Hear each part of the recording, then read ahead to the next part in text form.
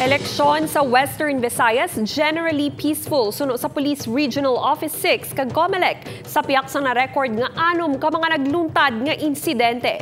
Ini ang gitutukan ni Kim Salinas.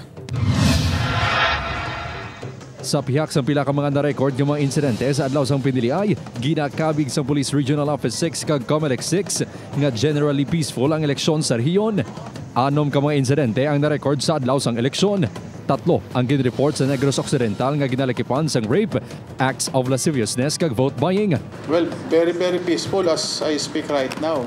Talagang makikita mo sa ibang provinces, sa ibang regions ay merong mga namatay like sa Barm, 5 ang patay at 11 ang sugatan. So if we compare other regions to us, relatively peaceful talaga dito. Ginakalipay ko gid nga nangimatawhay, nangimandong, nanging kasulay ang aton pagkandak sa aton election all throughout the 6 provinces of Region 6. Kaga ini ginapasalamatan ko gid ang aton tanan nga mga stakeholders.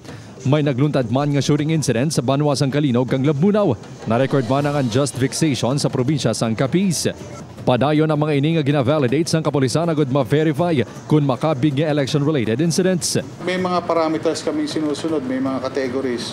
And iba-validate namin yun kasi, for example, hihingan namin ng affidavit yung mga witnesses, yung complainant kung meron man. So pag-aaralan yon kung it will fall as election-related incident. Samtang naglabot na sa 117 ka individual ang naaresto sa paglapas ng COMELEC gun ban. 27 naman ang naglapas ng liquor ban.